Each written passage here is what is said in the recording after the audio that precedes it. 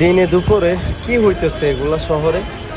আসলে কোনো আইন শৃঙ্খলা বাহিনী এগুলাতে এখন মাথায় গামানা। কি পাশেই দেখলাম ট্রাফিক পুলিশ দাঁড়ায় আছে, কখনো এগিয়ে আসে না।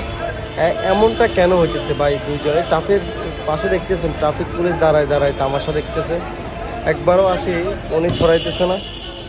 কিছু পাবলিক যে ওখানে মানে ছাড়ানোর চেষ্টা করতেছে দুজনের ভিতরে কি হয়েছে, তার ভিতরে দুজনে অনেক ভাবে মারামারি করতেছে, তর্কাতর্কি করতেছে। এর ভিতরে অনেকে যাইতেছে যে ভাই, অনেকে অনেকে বলতেছে ভাই মাথা ঠান্ডা করো, মাথা ঠান্ডা করো। দোষ তো হয়তো কোনো না কোনো কারো আছে, যাই হোক, যে কোনো রোজার মাস, একটু মারামারি না করো, চলে যাও। কিন্তু তারা তো মানবে না, তারা তো মারামারি করবেই। নাসর বান্দা ঝগড়া শেষে আমিও হাঁটা দিলাম যে দুজনের ঝগড়ার সমাধান হয়েছে। কিন্তু খারাপ লাগলো একটা জিনিসে, যে পাশে যে ট্রাফিক পুলিশটা ছিল উনি একবারও এগিয়ে আসে নাই। তারপরও এখন সমাজটা এরকমই হয়ে গেছে, কিছু বলার নাই। তো ওইটা আপনার